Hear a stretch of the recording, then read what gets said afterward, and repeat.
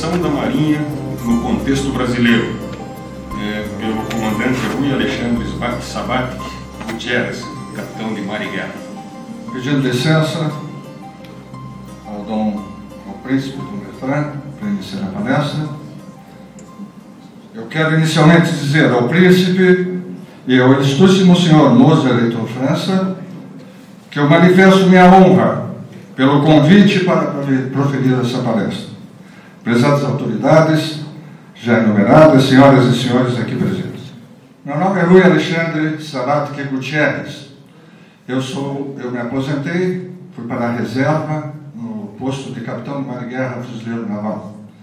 Estou agora há 10 anos já na reserva.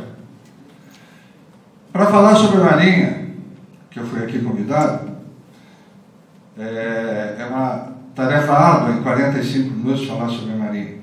Então nós escolhemos como tema principal a inserção da Marinha no contexto brasileiro. E mesmo para falar sobre essa inserção, falar em 45 minutos também não é muito fácil. Eu vou abordar alguns tópicos sobre a minha experiência depois que eu passei para a reserva e vim para Curitiba. Depois de uma vida, eu passei 32 anos na Marinha, tenho vários cursos de aperfeiçoamento, especializações, mestrado, 2 mestrados e um doutorado em altos estudos políticos e estratégicos de planejamento e governo. Tenho missões no exterior, morei 2 vezes na Suécia, fui chefe de sistemas de implantação e gerente de projetos, e também chefe da parte logística, exportação e importação na CNBW, Comissão Naval Brasileira de Washington, onde fiquei 3 anos. Tenho experiências de comando, Estado-Maior da Armada, subchefia de política e estratégia do Estado-Maior da Armada, e sobre essa experiência de vida eu vou passar aqui essas informações, baseadas em fatos, mas com a permissão que a lei me dá, estando na reserva, de poder também me manifestar politicamente, uma vez que os oficiais de ativa são proibidos por lei. Algumas coisas que eu comente, da minha opinião pessoal, são de minha inteira responsabilidade, é lógico que não representam, embora até possam representar, a opinião da Marinha ou dos demais oficiais.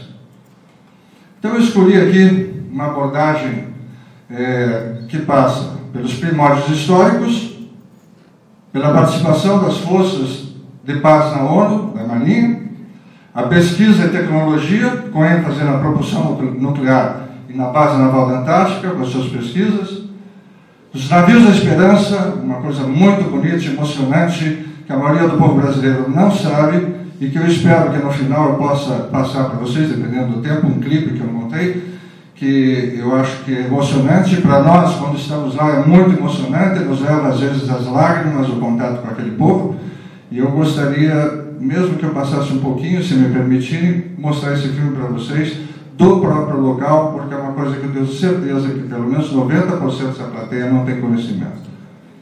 E no final, como inserção da Marinha no contexto brasileiro, eu não posso deixar de falar da parte atual sobre a Constituição Federal. Então, esses temas aqui, repare que eu não estou falando de guerra, eu não estou falando de conflitos, que é a primeira coisa que quando eu voltei para Curitiba, onde a Marinha é muito pouco conhecida, e os fuzileiros navais, então, quase que completamente desconhecidos, e aqui fazendo propaganda, o Corpo de Fuzileiros Navais é a terceira, é uma força profissional, não tem conscritos, nossos soldados são formados soldados, ficam lá de voluntário porque querem. Nós temos cerca de 800 vagas por ano no Brasil todo, para mais de 50 mil candidatos. Então vai lá quem quer, são formados e vão embora a hora que quiser. É só chegar para o seu chefe superior e fazer as suas continências e permissão para ir embora. Assim no papel vai embora. Não é obrigado a ficar lá. Então é uma força profissional que hoje é uma força expedicionária do Brasil, pronta a atuar em qualquer lugar do mundo, não só do Brasil. Então esses aspectos que eu vou falar é para vocês verem que a Marinha, para estar preparada para a guerra, ela necessita, ela envolve a nação, a sociedade, a tecnologia, a pesquisa, a parte humanitária, de uma maneira que o povo não percebe. E eu pretendo que ao final da palestra todos tenham uma consciência muito maior de que as Forças Armadas não são voltadas só para a guerra. Inclusive a principal missão hoje de uma Força Armada é dissuasão e é evitar a guerra. Mas inseridos nesse contexto perante a nossa sociedade, nós contribuímos e muito para toda a sociedade, para as empresas, criação de empregos, tributos, exportação, coisas que talvez muitos não saibam. E aí eu espero que todos reflitam com coisas que me perguntam: para que nós gastamos dinheiro com a Marinha se nós não temos guerra? Por que nós queremos um submarino nuclear? E eu espero que ao final dessa palestra eu tenha respondido isso a todos. Inicialmente vamos perceber ao longo de toda a palestra que a Marinha sempre esteve presente na história do Brasil e continua estando.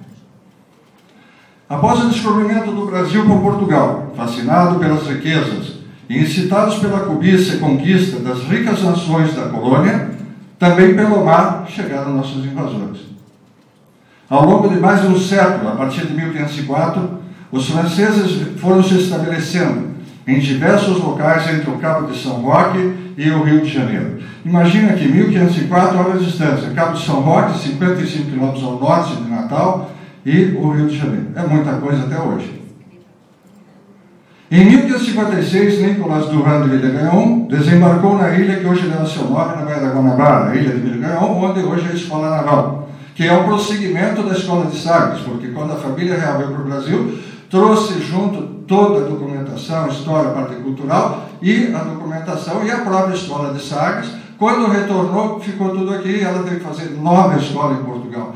Então, a famosa Escola de Sagres, que deu origem aos grandes descobrimentos mundiais, nós podemos ter orgulho de saber que é os primórdios dela, a atual Escola Naval Brasileira.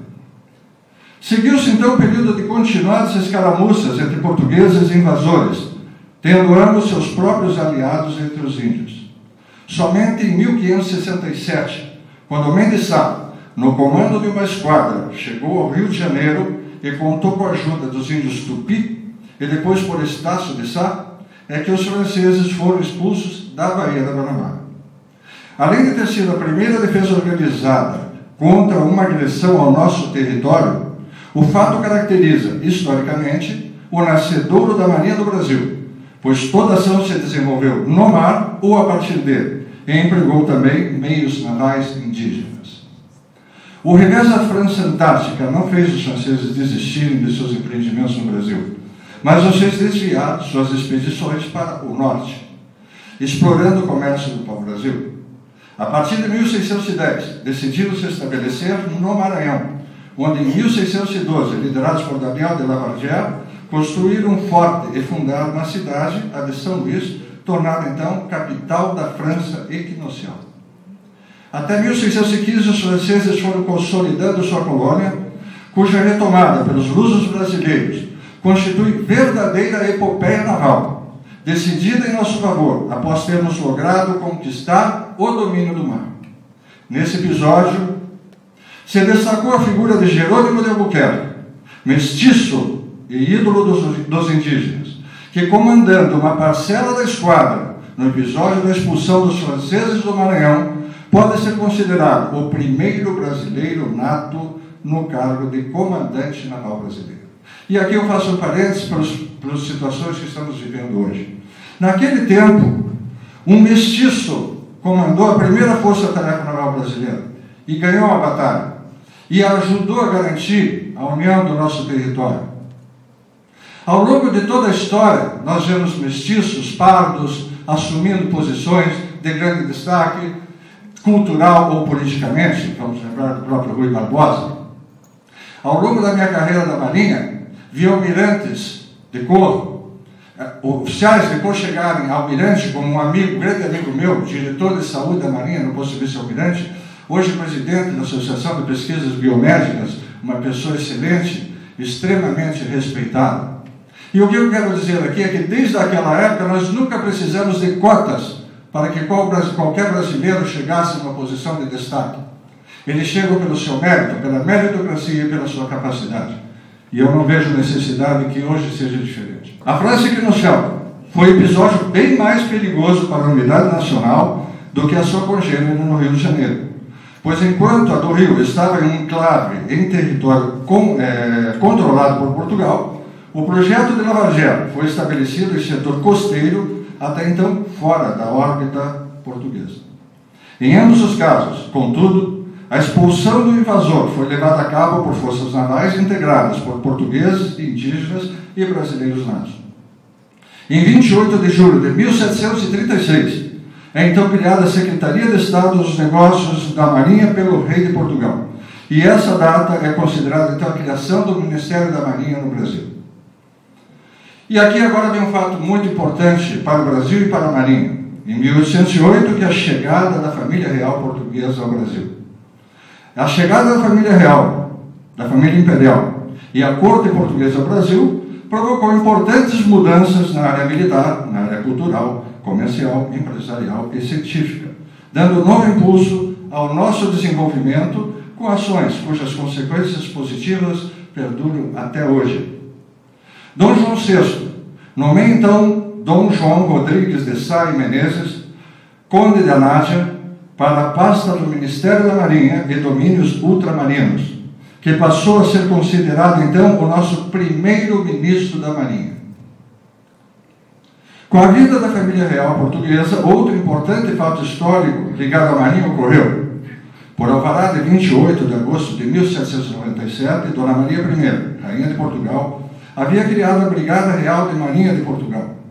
A Brigada Real de Marinha era uma tropa de elite que fazia a segurança da família real a bordo da esquadra portuguesa, sendo ainda encarregada da artilharia e da defesa dos navios da realeza.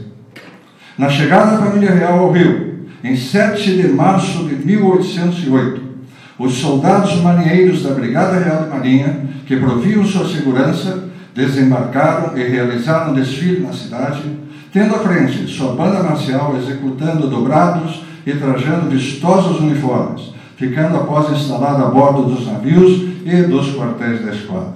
Essa pintura famosa da chegada, talvez a mais famosa da chegada da Brigada da família real, mostra aqui esses soldados marinheiros aqui fardados. Após o retorno do rei Dom João VI para Portugal, um batalhão da Brigada Real de Marinha permaneceu no Rio de Janeiro. Desde então, os soldados marinheiros estiveram presentes em todos os episódios importantes da história do Brasil, como nas lutas pela consolidação da independência, nas campanhas do Prata e em outros conflitos armados em que se empenhou o Brasil. O Corpo de Fuzileiros Navais originou-se dessa brigada, e a data de chegada ao Rio é considerado o marco zero da história dos fuzileiros navais do Brasil e comemorado atualmente na mesma data da chegada da família real aqui, na nossa terra. Esse é o nosso brasão do Corpo de Fuzileiros Navais, e aqui, no Grupamento de Fuzileiros Navais de Brasília, um grupamento que eu comandei, e um dos uniformes que nós usamos, porque a Marinha é pródiga em uniformes, é uma variedade muito grande. Aqui os fuzileiros já atualmente desembarcando. Aqui, por acaso, sou eu, chegando na Bahia, numa fragata, uma operação ribeirinha, com embarcações e equipamentos especiais só para isso, nessa imensa área fluvial que nós temos. Aqui embarcado dentro da borda de um navio especial para fuzileiros, chamado NDD, navio de desembarque DOCA, com carros especiais que só 3 países no mundo têm, Estados Unidos, Coreia do Sul e Brasil, que pertence ao Batalhão de Viaturas Anfíbios no Rio de Janeiro, Ilha das Flores, batalhão que eu também comandei. Aqui, um carro desse que pesa cerca de 45 toneladas e carrega 30 pessoas dentro, 4 para conduzir e os restantes sendo conduzidos para qualquer situação. Ele é lançado a cerca de 50 milhas da costa. A gente veio normalmente à noite, sem luz, de madrugada, e emergimos na praia e vamos para onde a gente quiser com um carro desse tipo aqui, que é blindado também. Aqui os carros chegando na praia. Falando um pouco dos fuzileiros, eu quero mostrar a importância que a família real teve para a Marinha, sempre teve para os fuzileiros navais, até hoje. Este é o gorro de fita, um gorro usado em um dos nossos uniformes, o uniforme que nós usamos quando no trabalho administrativo a bordo dos navios, das unidades internas. Reparem que nesse gorro, na parte de trás, eu tenho uma fita preta. Essa fita preta, ela foi colocada em homenagem a morte da princesa Isabel. E até hoje nós usamos ele no nosso gorro, famoso gorro de fita. Em 1º de maio de 1808, continuando com a história, o príncipe Dom João tornou público um manifesto em que rompia relações com a França. E eu tenho ficado assim impressionado que muito pouca gente sabe disso. Então a família real saiu de lá, e eu acho que de uma maneira muito inteligente, sem se render a Napoleão, trazendo toda a sua estrutura organizacional, na verdade transferindo o governo de Portugal para cá, né, ao contrário do que muita gente alardeia, vamos fugindo, eu acho que não foi nada disso. E aí, chegando aqui, ele rompeu relações com a França. Na ocasião, também considerou nulo todos os tratados assinados anteriormente com os franceses. Em seguida, no dia 10 de junho, Dom João declarou guerra à França, decretando que, por mar e por terra, lhes façam todas as possíveis hostilidades. Sendo então a Guiana Francesa uma possessão inimiga fronteiriça às terras brasileiras, foi determinada a invasão da ilha de Caiana, o que foi feito com o emprego das tropas da Brigada Real da Marinha, hoje Fuzileiros Navais, que invadiram e tomaram Caiana, tomando aquele território da França e anexando o Brasil.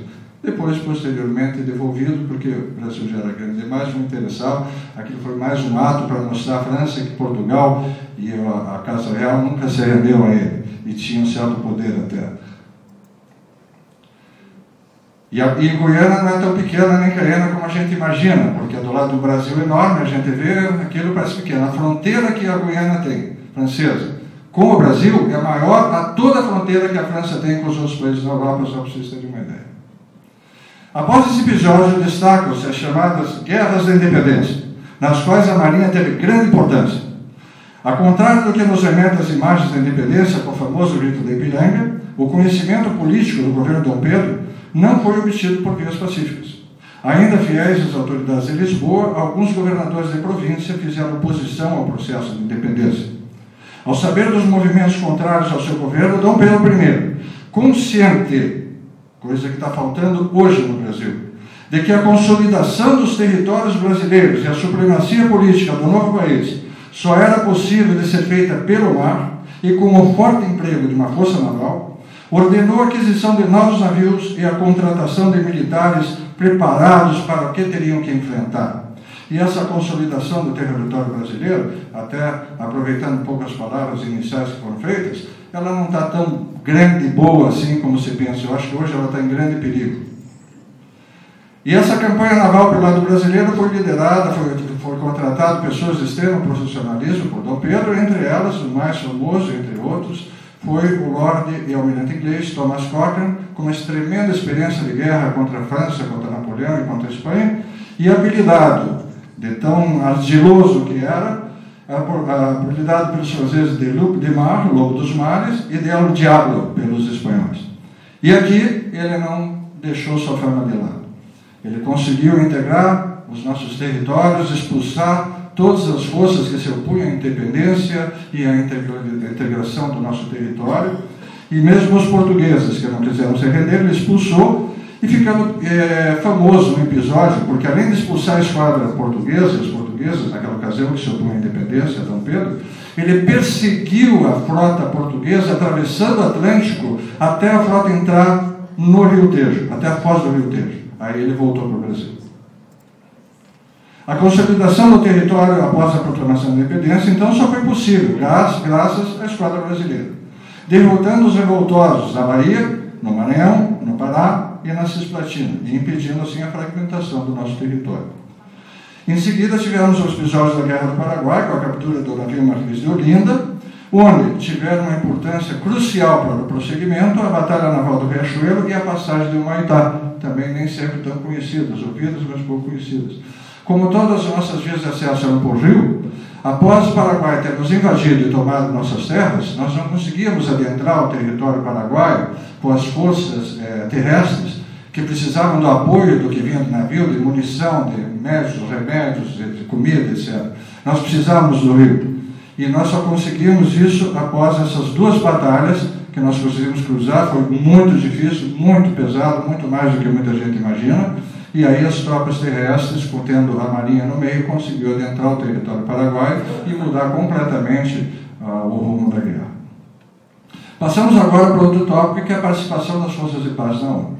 E por quê? Isso é importante? Veja bem, participação das forças de paz na ONU, eu vejo notícias no jornal dizendo que nós estamos gastando dinheiro à toa, devemos voltar com aquele pessoal, para que isso? Eu quero lembrar o seguinte, o Brasil é um país enorme, de grande poder de riqueza, poder do próprio território nos impõe e pela nossa base cultural. Como que nós podemos nos dar ao luxo de não participar da divisão do poder mundial? Como nós podemos nos dar ao luxo de não participar de dividir as decisões que nos discutem nos órgãos internacionais, como é o caso da ONU? E se nós queremos ter essa participação, nós temos que assumir nossas responsabilidades também perante o mundo. E uma delas é essa, as relações internacionais, é mostrar nosso poder, é mostrar nossa capacidade, que ao mostrar a nossa capacidade profissional na área militar, nós estamos também mostrando a nossa capacidade tecnológica da nossa indústria, da nossa empresa, e mostrando aos outros países que, se aqui vierem, fiquem na parte diplomática, porque vão encontrar uma resistência e uma oponência muito grande de profissionais bem preparados. Então tem muita coisa atrás disso do que somente gastar dinheiro. E eu tenho certeza também que a maioria dos senhores não sabe como nós temos participado das forças de paz e dessas decisões ao longo desses últimos anos. Então vamos ver aqui. Participamos na Iugoslávia. Isso eu estou falando da Marinha, mas ela sempre, normalmente, tem integração com outras forças. Mas vamos lá. Iugoslávia, Moçambique, Uganda, Luanda, Angola, Costa do Marfim, Libéria, fronteira entre Equador e Peru, El Salvador, Nicarágua, Haiti, República Dominicana, Timor-Leste, Paquistão e Nepal. Será que todos nós sabíamos que nós temos participado e temos forças em todos esses lugares ao longo desses últimos anos, cooperando com a ONU e com os outros países, vários e vários países, para que a paz mundial seja mantida? Infelizmente, nós temos muita dificuldade. Me perguntam, mas por que vocês não falam? Nós falamos. No dia 14 de novembro de 2011, foi o dia em que o primeiro navio de guerra da Marinha do Brasil, a Fragata União, foi incorporado a essa missão de paz. A Fragata é um navio de grande porte, dotado de grandes recursos para permanecer longamente na área, sensores, sistemas, uma aeronave de apoio, mergulhadores de combate e um destacamento de fuzileiros. Aqui tem os 4 almirantes que já passaram lá pelo comando da Unifil. Essa fragata assumiu como navio capitânia, permitindo que o comando da força-tarefa fosse exercido por um almirante brasileiro e passasse a ser exercido pelo mar. Hoje a Unifil efetivamente é a maior missão da ONU em termos de orçamento e a segunda maior em pessoal. E é comandada por um brasileiro e temos o nosso navio, o nosso Estado-Maior coordenando outros países. Agora, pasmem, senhores, eu mostrei aqui que no dia 14 de novembro chegou o primeiro navio. Mas o acordo foi assinado em fevereiro, pelo nosso Congresso, pelo nosso governo, junto à ONU. E o almirante chegou lá, com o seu Estado-Maior, e teve que ficar numa mesa do escritório, para comandar navios de outros países no mar, numa mesa do escritório. E só 9 meses depois é que o nosso Congresso, o nosso governo deu autorização para o nosso navio se deslocar para lá. E até então nós tivemos, quando íamos para o mar, ter que utilizar uma fragata turca, quando nós temos tudo aqui. Eu diria por um desleixo, uma irresponsabilidade do nosso governo, de assumir um papel de tanta importância na ONU e deixar os nossos militares lá, numa mesa de escritório, no comando no mar, perante todas essas ações do mundo. Aqui vocês veem como é que às vezes a gente é tratado, mas não os militares, nós representamos o povo brasileiro, a nossa nação, nós somos o povo, nós somos parte do povo. Estamos aqui, quando a gente fala sempre em pátria, em Brasil, a pátria não é nada mais do que o povo. Não existe pátria sem povo. Não existe pátria sem que a gente atenda os nossos interesses e as nossas liberdades democráticas. Vou passar agora aqui para pesquisa e tecnologia, uma área muito importante, que se estende para empresas, para universidades, para exterior, inclusive, e elas voltam na criação de muitos empregos, de muitos tributos, de muito desenvolvimento para o Brasil. Muitas e muitas empresas que existem hoje de alta capacidade tecnológica vieram disso aqui. Muitos projetos que são sempre feitos juntos em convênios com universidades. Muitos professores e alunos têm possibilidade de desenvolver, pesquisar e aprender e depois formar novas empresas, como que aprendem vindo daqui. Então eu vou fazer ela rápido, porque senão eu não vou conseguir terminar em tempo. Então eu vou passar por cima aqui algumas organizações da Marinha, só da Marinha, que estão envolvidas com ciência e tecnologia. Temos aqui o Instituto de Pesquisa da Marinha, chamado PQM, fica no Rio, que tem como missão o desenvolvimento de tecnologias necessárias à Marinha. O Instituto de Estudos do Mar, Almirante Paulo Moreira, fica em Arraial do Cabo, próximo a Cabo Frio, executa tarefas de pesquisa e desenvolvimento científico e tecnológico nas áreas de oceanografia, meteorologia, hidrografia, geologia, geofísica das marinhas, instrumentação oceanográfica, acústica marinha e engenharia costeira, bioconstrução, meio ambiente marinho, previsão do ambiente acústico, água de lastro, a importância do mexilhão dourado em poluição em águas doces brasileiras, capacitação de pessoal e assim vai, muitas coisas. E eu diria que tudo que existe hoje nas várias universidades, que hoje nós temos, a parte de hidrografia, levantamentos, tudo se originou aqui, que foi a Marinha que começou. Sempre nós mandamos oficiais e praças fazer cursos de altíssimo nível no exterior, e depois que eles aprendem, eles vêm aqui trabalhar e pesquisar, mas depois nós trazemos as faculdades, trazemos os professores, trazemos e formamos cientistas, que depois vão passar isso para nossas empresas e para o nosso país, em prol do nosso desenvolvimento. E eu acho isso uma das coisas de maior importância que é feito dentro das Forças Armadas. O Centro de Análise de Sistemas de Armas, o CASNAB, que é esse prédio aqui, que fica na Ilha das Corvas. O CASNAB foi criado em 75 para poder fazer a avaliação operacional do emprego das fragatas situadas em Niterói, um navio muito moderno que foi adquirido na década de 70. Como sempre, transferência de tecnologia, como sempre a Marinha faz, ela aprendeu, mandou engenheiros e técnicos, construir a primeira fragata no Porto de Southampton, no sul da Inglaterra, e depois veio para o Brasil e construiu mais 5 aqui e desenvolvendo o projeto que hoje existe das corvetas com essa tecnologia, já aperfeiçoada pelos brasileiros, sem interferência nenhuma mais de estrangeiros. Aqui, outra coisa extremamente importante, é o Centro Tecnológico da Marinha de São Paulo. Eu vou explicar no outro slide, mas só para vocês verem, isso aqui é dentro da USP. A Marinha, em 1957, procurou a USP e fez um convênio com a USP, que nós gostaríamos de desenvolver toda a área nuclear lá dentro, junto com eles. Em vez de fazermos a nossa separado, a gente se integrou a eles e até hoje tem uma organização militar lá dentro da USP, que vocês podem ver aqui. E próximo, na região próxima a Sorocaba, nós temos aqui, que é uma fazenda, onde é feito um outro lado.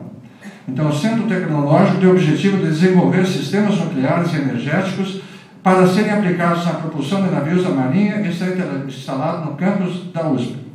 Devido a ser muito grande, o CTM está dividido em 2 locais. A sede da USP, que eu mostrei, e inserido dentro da universidade, onde trabalham servidores militares e civis em atividades técnicas de engenharia, pesquisa e desenvolvimento, gerenciamento de projetos e atividades administrativas.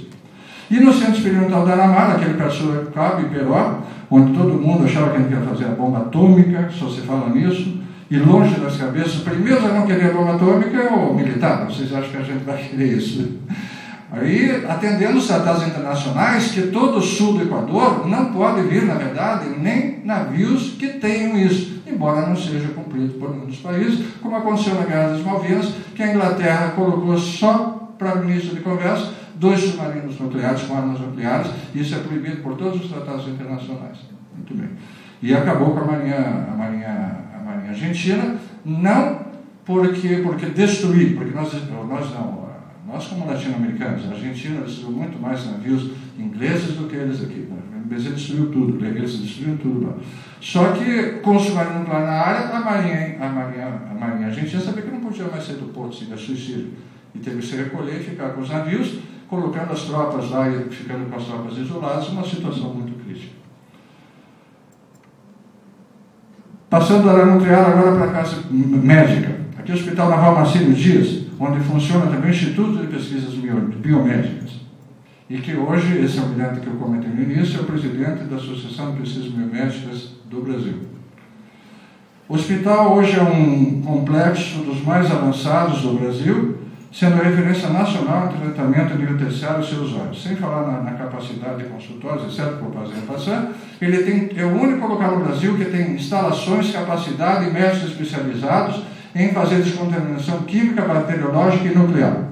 Naquele acidente que teve no interior de Goiás, as pessoas foram deslocadas e tratadas lá, porque nós somos os únicos que temos essa capacitação. Além de que nós temos também fora de lá, na base dos submarinos, a parte de medicina hiperbárica, né, que é uma coisa também, que damos todo o apoio para a Petrobras, para as plataformas, etc. E eu estou trazendo o seu Almirante até para cá para dar uma palestra nas universidades de medicina, aqui para mostrar essa parte de medicina, marinha e desenvolvimento tecnológico. Aqui, um curativo biológico a partir de membrana amniótica, desenvolvido lá. E vamos adiante aqui, mostrando a parte de hidrografia e navegação. A hidrografia e navegação tem o propósito de produzir informações ambientais e outros centros de pesquisas necessárias à aplicação do poder naval. Promove e coordena a participação do país em atividades da Comissão Oceanográfica Intergovernamental, patrocinada pela Unesco, relacionada com os serviços oceânicos, mapeamento oceânico, para servir ao Banco de Dados Oceanográficos e Centro Depositário da COI, e integrar o Sistema Mundial de Dados Oceanográficos. Vamos passar adiante, senão o tempo não dá. Ela é subordinada à Diretoria de Hidrografia e Navegação, que possui o que nós chamamos de a Marinha Branca. Por que Marinha Branca? Porque os navios deles são pintados de branco. E por quê? Porque não são navios de guerra. Esses navios são laboratórios altamente sofisticados, com capacidade de fazer pesquisas no mar, nos oceanos e nos rios, e onde o navio às vezes se desloca do porto e fica 4, 5, 6, 8 meses longe de casa com o seu pessoal, só fazendo pesquisas meteorológicas, correntes, crustáceos, biológicas e um monte de coisa, e hoje com muitos professores e com muitos alunos das universidades embarcados, estagiando lá e desenvolvendo pesquisa. Aqui é um outro navio, nós temos vários servindo para esse. Cada esse é um navio. E temos também sobre projetos deles os navios que dão apoio à base naval antártica e às pesquisas na Antártica. Temos dois. O Ari Rongel e o Almirante Maximiano, lá na Antártica. Em 1947, para terem uma ideia da parte nuclear, Álvaro Alberto de Mota e Silva, oficial da Marinha, entusiasta da energia nuclear, escreveu a primeira política nuclear a ser aprovada pelo Conselho. Então, Álvaro Alberto, em 1947, ele fez a primeira política política nuclear brasileira, que teve início em 1951 com o estabelecimento do Conselho Nacional de Pesquisa. Posteriormente, uma parceria, posteriormente não, uma parceria, fora aquele acordo com a USP, que vocês viram, hoje nós fizemos uma parceria com a USP e a Marinha, criando em Iperó um curso inédito na região de engenharia nuclear, o curso de engenharia nuclear. O prédio que vai abrigar o novo curso será erguido em uma área cedida pela Marinha dentro do Centro Experimental de Alamar, e a previsão é que as salas, bibliotecas e laboratórios já fiquem prontos no ano que vem. Pelo acordo, os professores e alunos poderão utilizar laboratórios e outras instalações pertencentes à Marinha do Brasil. O Brasil vai se inserir, então, num seleto grupo de países, entre os quais somente Estados Unidos, França, China, Rússia e Inglaterra pertencem hoje. Para o projeto do submarino nuclear, que toda essa base inicial foi para isso, nós criamos o ProSub, Programa de Desenvolvimento de Submarinos, que eu vou mostrar agora um filminho aqui bastante para vocês visualizarem aquilo e ficarem só na monotonia de eu falando aqui, e vocês vão se surpreender com o que está sendo feito lá, graças a essa iniciativa da Marinha. É dinheiro gasto lá, tem dezenas de empresas em volta disso, tem dezenas de universidades, tem várias universidades e dezenas de professores e alunos que estão se transformando em cientistas.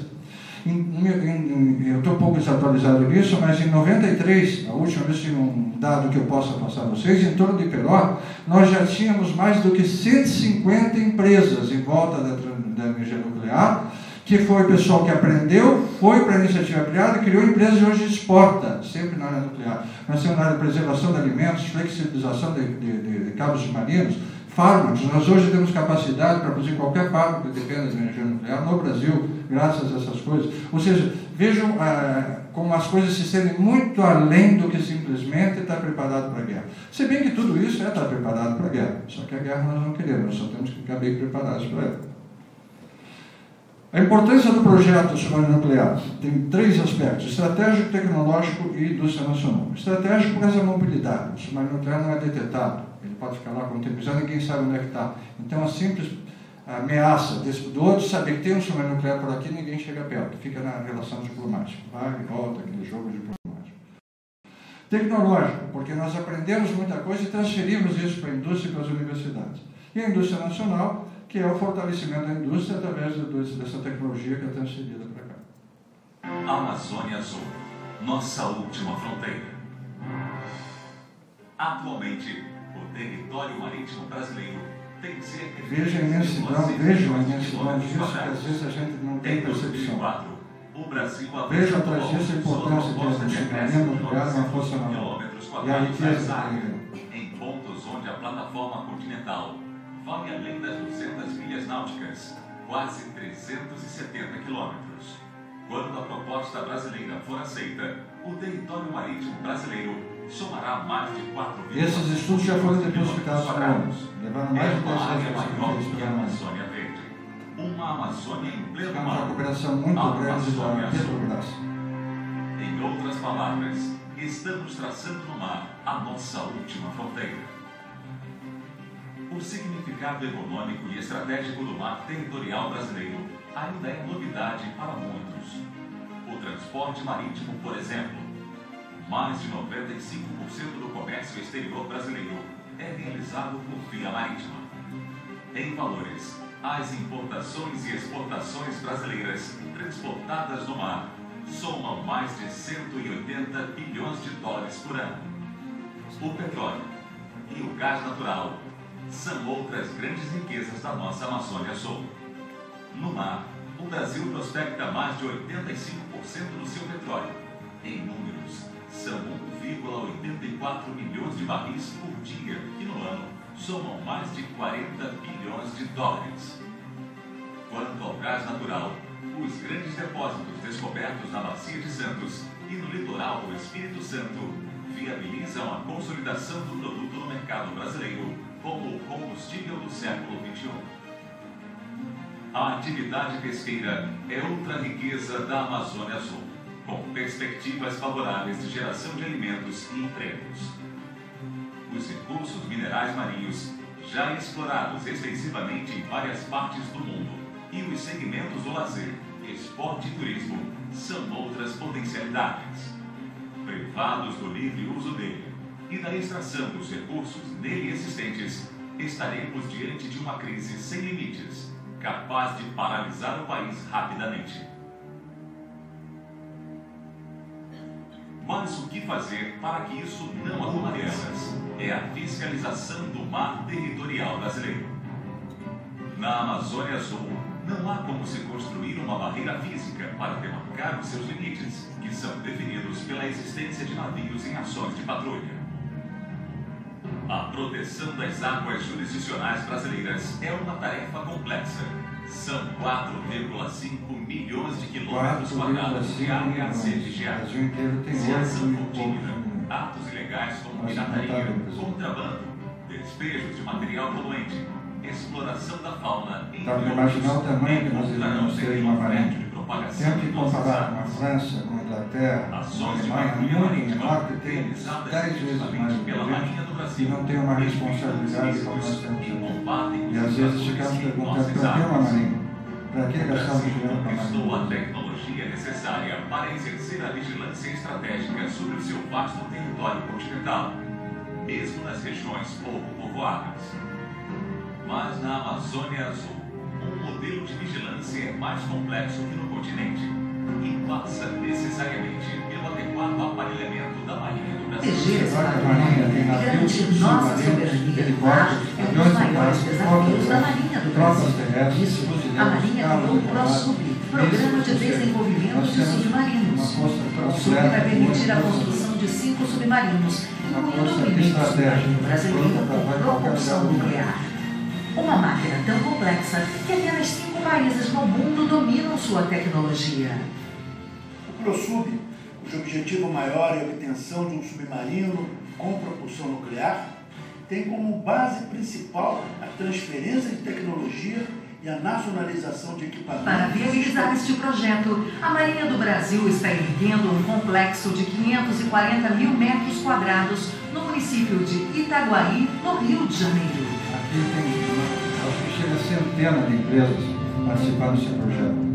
A previsão é que esteja pronto em 2016. O ProSub é bem adiantado, está falando. A única coisa que está dando é fabril para a produção das partes dos submarinos, um estaleiro para montagem e manutenção e uma base naval para o controle das operações.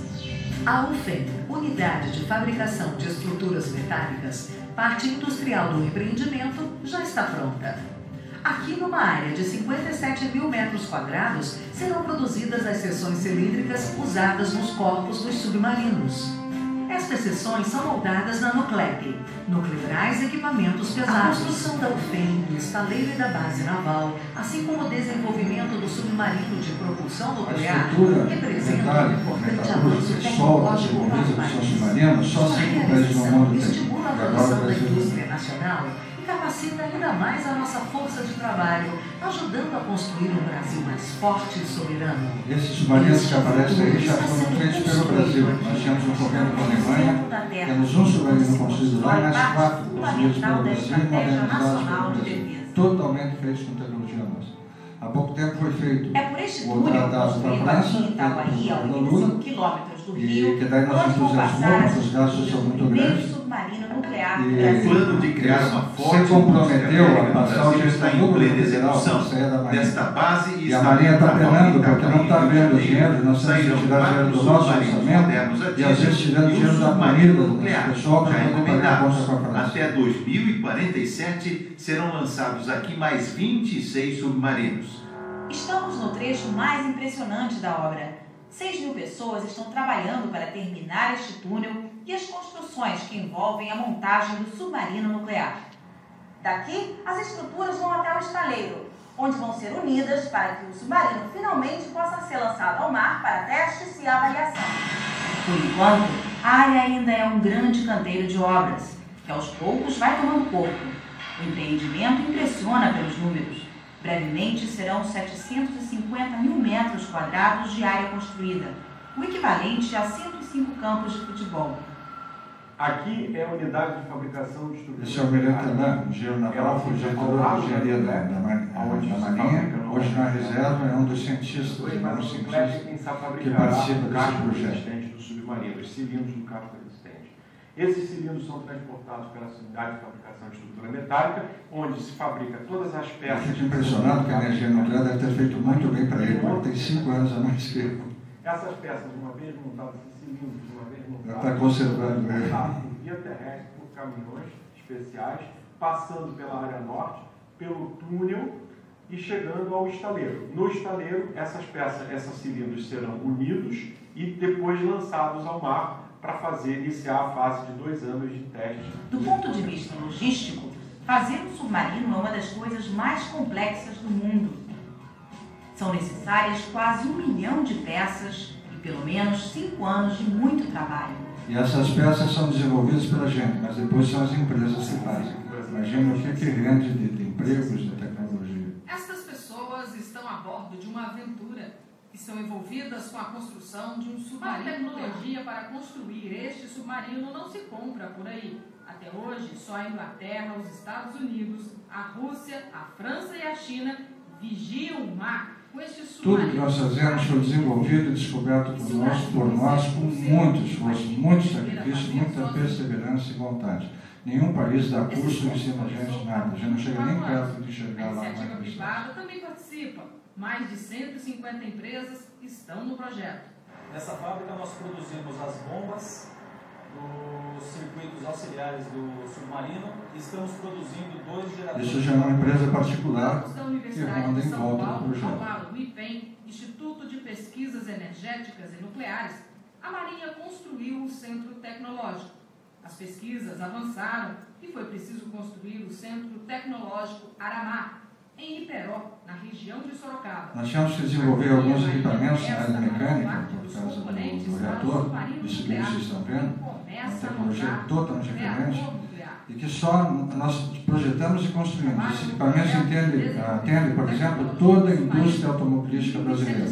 Quando eles precisam, eles vão lá, pagam o projeto, usam nossos equipamentos e voltam para os projetos. O submarino nuclear leva algumas vantagens sobre o convencional. O convencional, ele rotineiramente tem que vir à superfície para girar os motores para carregar baterias. O nuclear não precisa porque ele é independente de oxigênio. Além disso, ele tem uma autonomia muito maior, o combustível do reator dele para durar 5 anos. Ele está limitado pelo estresse da guarnição agora. Construir um submarino nuclear. O submarino no futuro vai representar, com essa imensidão de mar que nós temos de riqueza. Ao invés de ter 100 navios olhando aí, A gente com 4, 5 submarinos faz a mesma coisa. O centro é o reator. E aprender a fabricar o combustível nuclear, que alimenta a propulsão. A Marinha já conseguiu superar quase todas as etapas. O combustível nuclear, completamente, todo o ciclo nuclear é dominado pela Marinha e patenteado. E hoje nós produzimos as pastilhas de combustível nuclear que alimentam o Angra e as nossas usinas nucleares, que antigamente dependiam da Alemanha, dos Estados Unidos e de imposições muito fortes na área política e comercial. Hoje nós fazemos com nossa tecnologia. Olhem bem isso. E a linha amarela, o dinheiro... A vermelha foi o dinheiro que a Marinha pôs no projeto ao longo desses anos, 20 anos. Agora jamais, agora já está chegando em 30. E o governo, não sei se vocês repararam lá embaixo. Para desenvolver o projeto do submarino nuclear, o Brasil investiu até agora Presta atenção $1 milhão de dólares. $1 milhão. Só no desvio da Petrobras agora nós sabemos de mais de 10 bilhões. Vocês acham que esse gasto é caro, com tudo que está rendendo? $200 milhões de dólares para terminar o reator nuclear. A maquete do submarino nuclear está pronta. Foi montada no Centro Tecnológico da Marinha, em São Paulo. Por aqui dá para ver como tudo vai ficar depois de pronto. O lugar para a tripulação e para os equipamentos. O reator nuclear, considerado o coração do submarino, vai ficar no centro.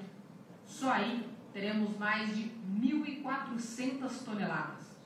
Para se ter uma ideia das dimensões de tudo que estamos falando, o reator que será instalado no submarino nuclear é do mesmo tamanho deste modelo que foi instalado pela Marinha aqui em São Paulo. Esse modelo não funciona. Ele foi montado apenas para testar o encaixe das peças e a melhor sequência na hora de montar o reator nuclear. Reator que precisa ser alimentado por um combustível nuclear. Mas antes de fazer este combustível, os pesquisadores tiveram que descobrir e dominar a tecnologia de enriquecimento do urânio. O Brasil está no ar.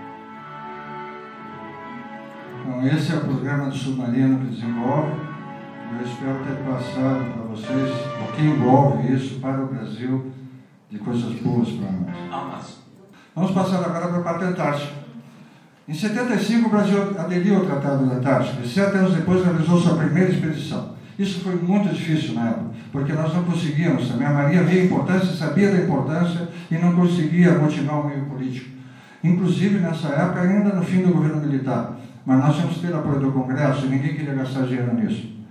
Nós tínhamos um período ainda relativamente curto, entre outros países do mundo, que tem projeção da Antártica, para chegar lá, se instalar, começar a pesquisar e instalar uma base. Senão nós perderíamos o direito de participar de qualquer coisa na Antártica. E a Marinha, sabendo aquilo, sem conseguir apoio financeiro e político, o almirante Maximiano, ministro da Marinha do governo Figueiredo, conseguiu comprar um navio velho, lá na Dinamarca, um quebra-gelo, fez uma reforma, trouxe para cá, adaptou, colocou nosso pessoal militar e jogou todo mundo lá em container e fundou a primeira base. E hoje nós vamos de 6 em 6 meses lá e vão aviões. Naquela época, o pessoal foi para lá e só pôde voltar o navio para lá no ano seguinte, ficaram um ano lá.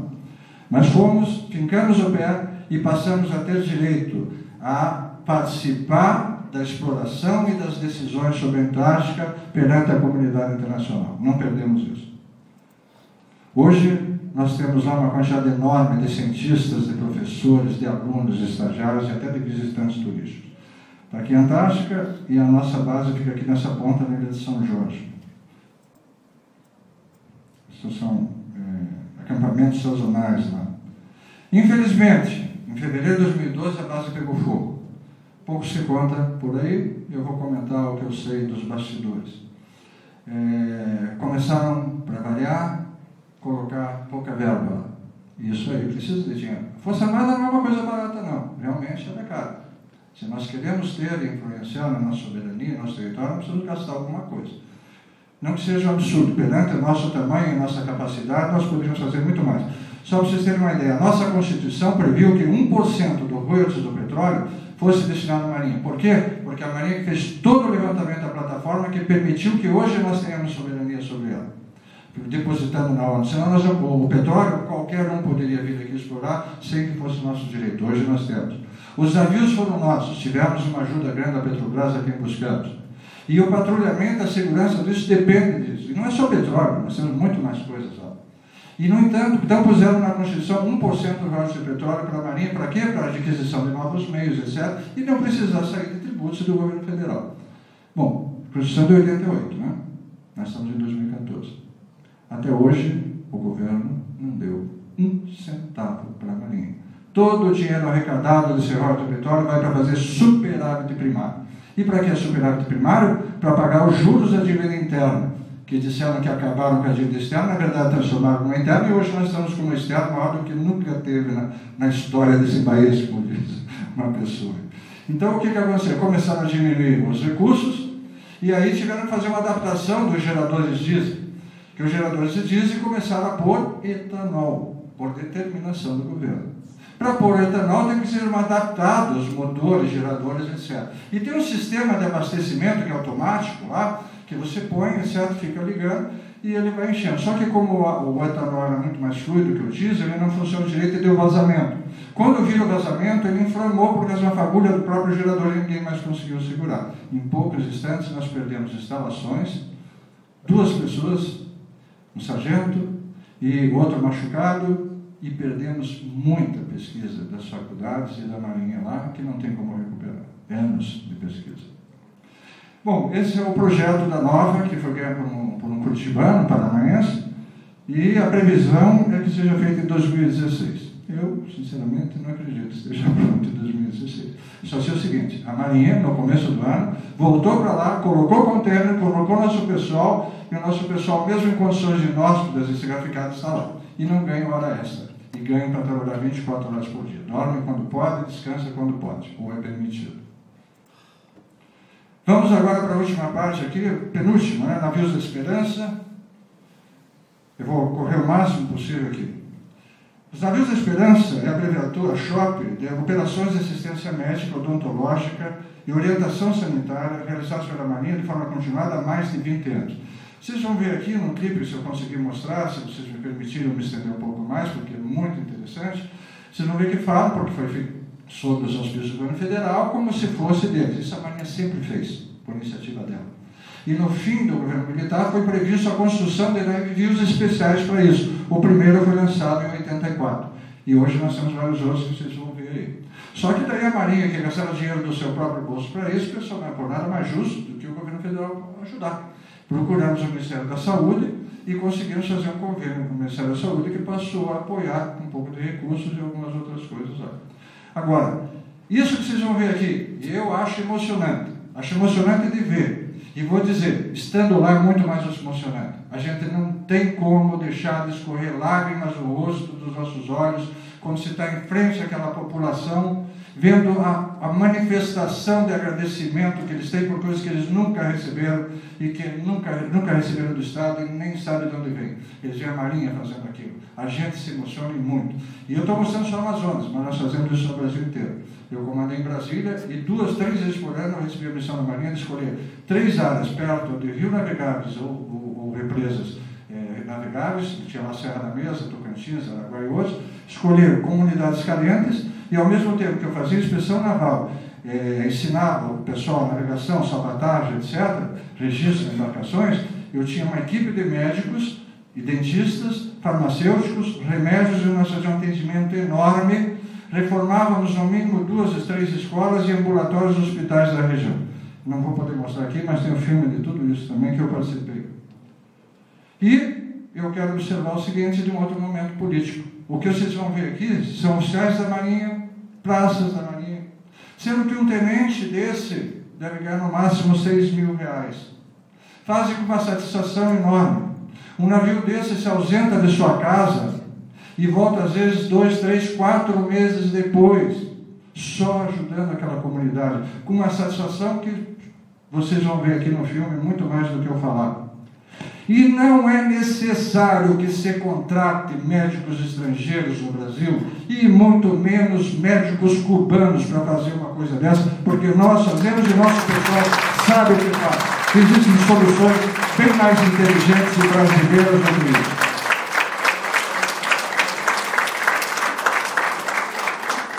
Aqui está o Dr. Montenegro, o U-16, o Oswaldo Cruz, o Carlos Chagas, o Soares de Meireles, o Tenente Maximiano, e temos a outra no Pantanal ainda. Esses navios constam de salas de parto, salas de cirurgia, equipamentos raio-x, espiroto, reflotron, eletrocardiograma, ambulatórios médicos, gabinetes odontológicos completos, enfermarias, laboratórios de análises clínicas, farmácias, acomodações para até 20 profissionais da saúde, médicos, dentistas, etc. Esses navios são voltados aos programas de imunizações, combate à desnutrição infantil, educação alimentar, prevenção e tratamento de doenças diarreicas, prevenção de parasitose intestinais, assistência pré-natal, prevenção de câncer de colo do útero e um monte de outra coisa. Vou passar aqui porque eu quero que vocês vejam o visual disso aqui, que é mais importante do que falar. Aqui só um comentário que vai aparecer muitas vezes. A população do local daí passou a chamar esses navios de navios da esperança. Porque você às vezes está passando por um navio e tem às vezes uma casinha isolada lá e o pessoal já sabe quem está vendo, você vê o pessoal sentado numa pedra esperando a gente chegar lá. Uma foto antiga e fotos mais recentes nas barrancas dos rios. Comunidade já em volta, sistema. Eu quero mostrar o filme. Eu vou passar um pouquinho, me permita, por favor, porque eu acho que vale a pena vocês conhecerem isso.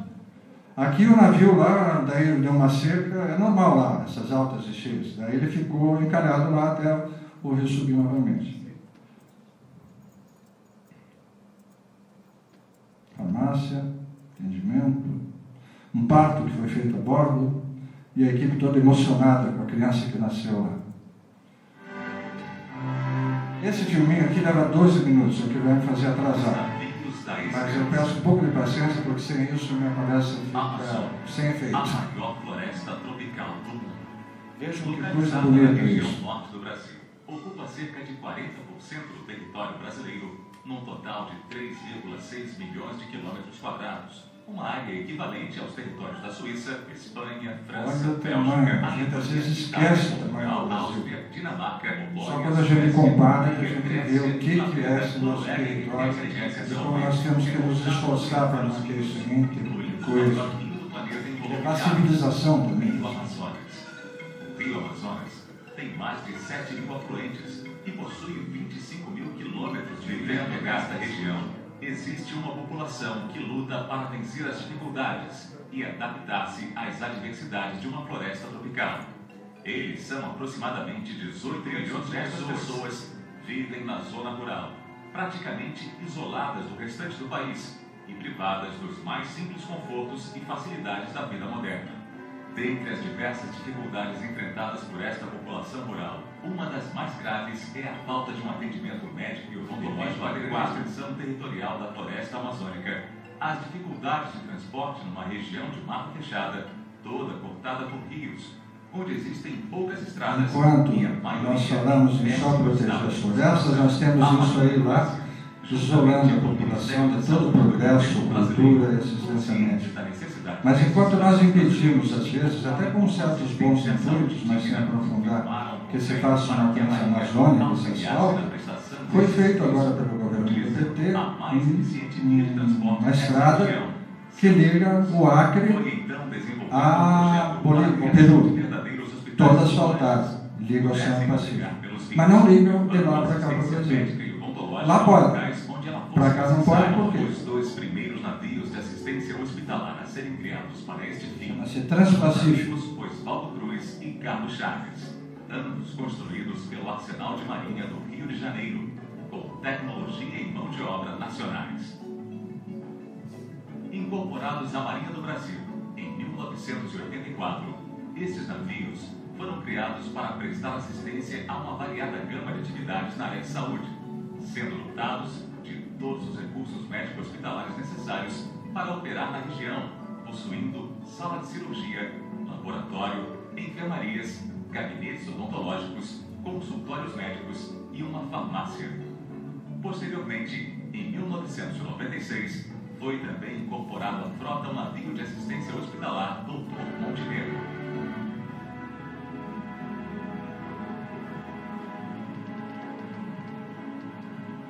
Quando o navio não consegue chegar perto do barranco, a gente fica lá e vamos em lanche. Só levamos os casos graves para os apoio na área de saúde. O atendimento passou a ocorrer no próprio navio. contando com as facilidades de sua infraestrutura.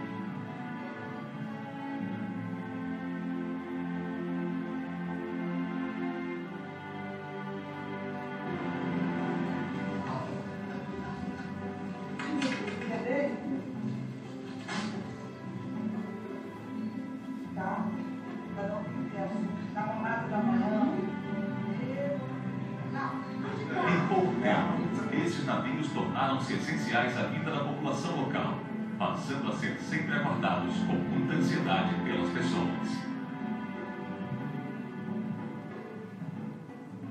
O helicóptero dá uma grande flexibilidade a estas missões. Sempre tem um As helicóptero. pessoas sejam transportadas rapidamente para o navio.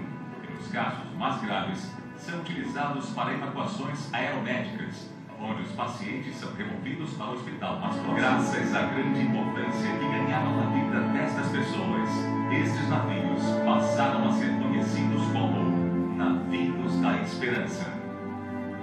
A região atendida pelos navios de assistência hospitalar é composta pelos estados do Acre, Amapá, Rondônia, Roraima, Amazonas e Olha o Pará. tamanho da região que a gente atende com esses navios.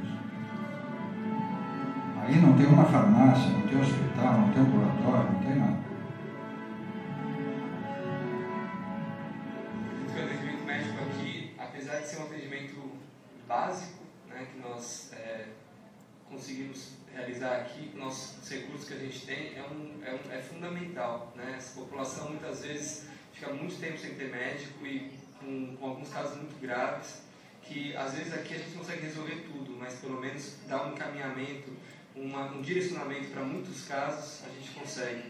Então, com certeza, o atendimento aqui é fundamental.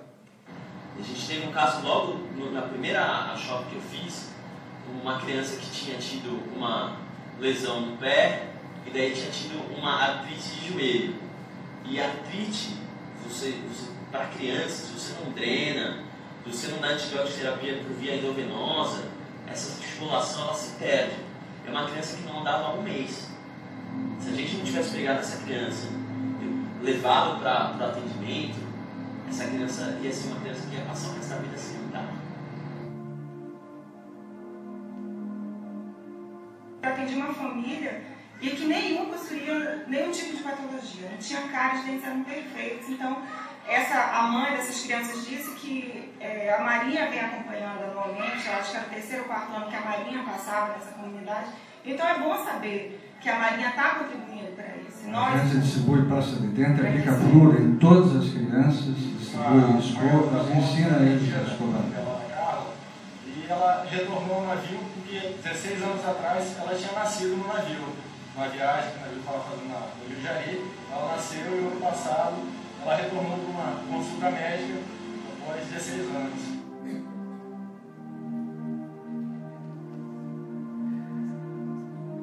Na primeira comissão que eu fiz aqui mesmo no Cruz, nós estamos entrando agora, nós atendemos uma menina de 8 meses. Essa menina ela tinha uma otite, uma inflamação no ouvido muito forte, e desde que nasceu, e nunca tinha sido tratada.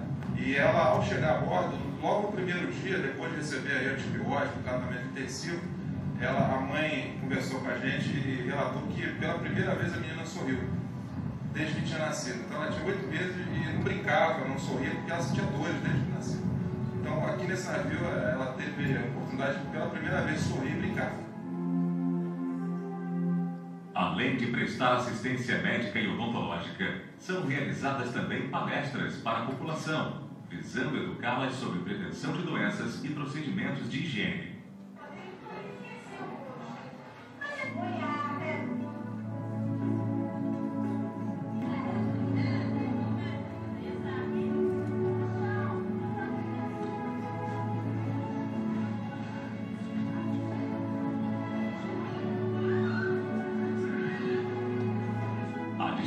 Gratuita de remédios é uma importante facilidade oferecida pelos navios, pois há muito poucas farmácias na região e a maioria das pessoas não tem condições de pagar pelos remédios.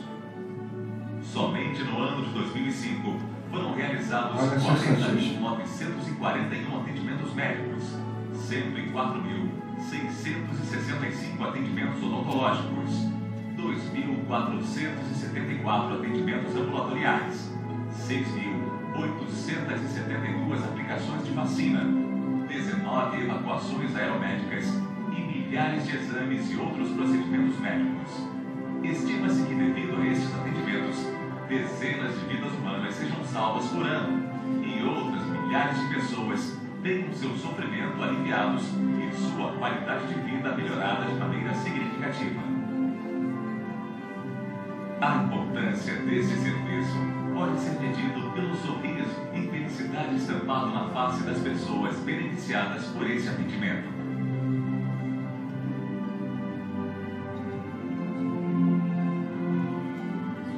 Para a gente que vai na área de Belém é uma grande alegria de ver o pessoal da Marinha chegando para a gente ser atendido por eles. A Marinha ela tem ajudado muito a respeito de nós, às vezes estamos necessitados de medicamento que nós nem espera, uma surpresa quando a gente sente uma alegria no coração de todos, porque sabe que vai ter uma medicação, sabe que vai ter um remédio grátis, o atendimento é muito ótimo, a situação da Marinha, dos médicos, todo o povo da Marinha, eu agradeço a Deus, são um pessoal que atende muito bem, só sai da comunidade quando todo mundo fica atendido e todo mundo fica com seu remédio grátis, né?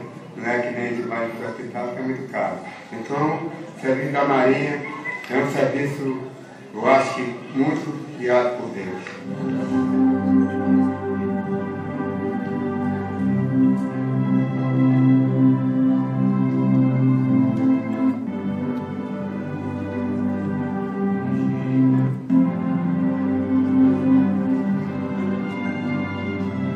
É um mundo diferente, né? É Brasil. Nós temos que manter isso tudo integrado e não pensar em divisão, como surgiu agora. Nós temos que vencer a má administração, a gestão política e não desmembrar essa terra em que o Império teve visão de integrar e expôs a vida de muitos brasileiros que ficaram para trás.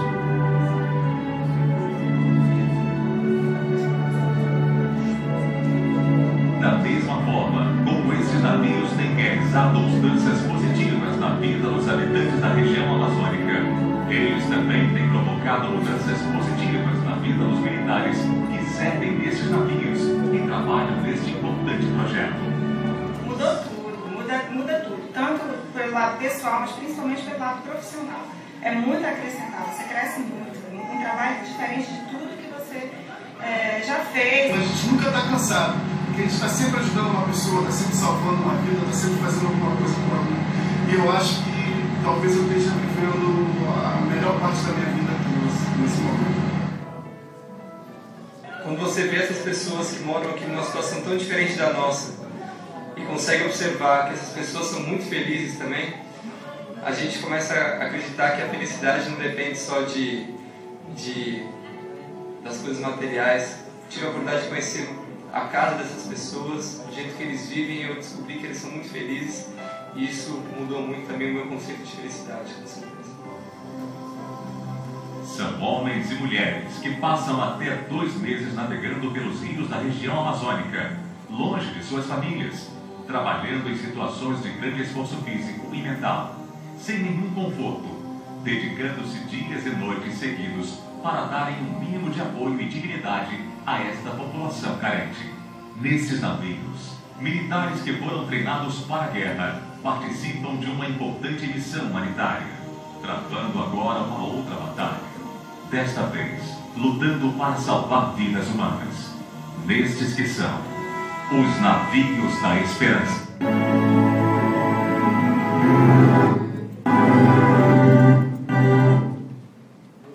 Vamos para a última parte agora, para encerrar. Encerrando agora, para saber da Marinha no contexto brasileiro, nós temos que falar da Constituição e da atualidade. Então vamos lá, diz a coisa, e uma época que eu, como militar da Guarda da Reserva, sou muito cobrado. E vocês, onde é que vocês estão? O que vocês estão fazendo? Por que vocês estão inertes? Nós não estamos inertes. Nós estamos cumprindo nossa missão constitucional e respeitando a democracia. O povo, pela sua cidadania e usando sua liberdade, tem que resolver isso. Até o ponto que seja necessário outras coisas. dentro da legalidade e dentro da Constituição. E nós seremos os primeiros a respeitar e não querer mudar essa situação. Agora, o que diz a Constituição?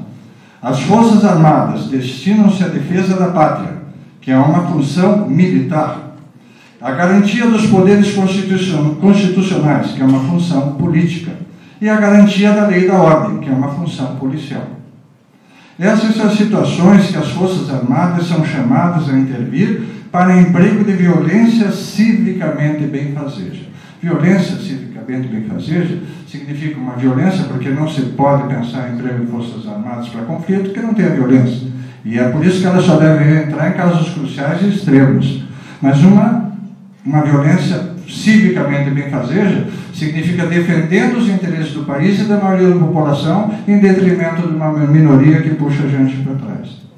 No que tange a Marinha, as funções são desempenhadas pela função das seguintes operações. Operações militares são aquelas de combate, aquelas que a gente sempre pensa nas Forças Armadas e na Marinha, que é emprego de violência em alto grau para causar a morte e destruição de inimigos, segundo o Almirante Marrão, um dos maiores estrategistas mundiais.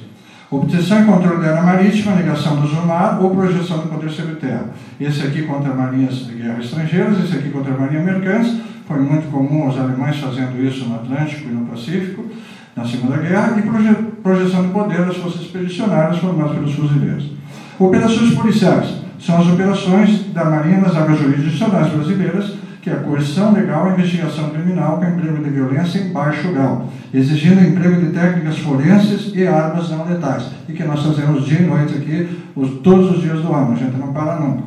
As operações políticas são operações que, considerando a capacidade das Forças Armadas de empregar a violência em grau elevado, são as garantidoras últimas do Estado Democrático de Direito, atuando em defesa dos poderes constitucionais em caso de necessidade. As Forças Armadas, junto com as outras, a Marinha, junto com as outras forças, num tripé de violência disciplinada e patriótica, ela pode ser usada em prol da sociedade em casos extremos de afronta à democracia, às leis e aos fundamentos enunciados na Constituição Federal. Artigo 1º, entre eles, preste atenção, o pluralismo político, quando se fala muito em hegemonia. Importante ser lembrado que o Estado de Direito exige o respaldo de uma força capaz de cumprir todos aqueles que não fizerem espontaneamente cumprindo a lei. Então, a observância da lei, quer pela dissuasão, quer pela coerção, a força. Como lembrado no nosso hino, a justiça não prescinde de uma clava forte. Ou seja, não podemos nem no Estado de Direito e democracia prescindir de ter atrás, em caso de necessidade, uma clava forte para impor a disciplina e o progresso da nossa liberdade da nossa nação. Essas operações para proteção ou restauração da autoridade republicana legítima, quer esteja ameaçada por inimigos externos, quer por internos, estarão sempre condicionadas à iniciativa de um dos três poderes constitucionais, isso diz a Constituição. Mas a nossa história já mostrou que em situações extremas, quando os três poderes se integram contra o povo e a nação, as Forças Armadas seguem o povo. Operações amistosas são essas de paz e outras, aqui socorro, salvamento, sinalização náutica, etc. E concluído. A inserção da Marinha do Brasil no contexto brasileiro de defesa nacional pode requerer, pode acender a luz agora, por favor, pode requerer um emprego de violência extrema e abrange muitas e relevantes atividades das Forças Armadas que ficam esquecidas quando se pensa apenas em defender fronteiras em caso de agressão externa. É o que se pensa nas Forças Armadas, a gente só tem que defender a fronteira em caso de guerra. E vocês já viram que não é nada disso. Não se pode esquecer que a legítima defesa nacional exige que as Forças Armadas estejam sempre prontas a enfrentar, e eu tenho certeza que estão, não apenas os inimigos externos da pátria, mas também os inimigos da democracia e os inimigos da lei. Nós seremos os últimos esteios quando tudo mais estiver ruim. Mas temos que ter apoio do povo. E sem apoio do povo não se faz nada. Então, terminando, eu agradeço ao príncipe Dom Bertrand, à frente Dom Pedro II, que me convidaram para essa palestra, e presto aqui a minha saudação militar a todos vocês. Terminamos. Desculpe eu ter me estendido demais.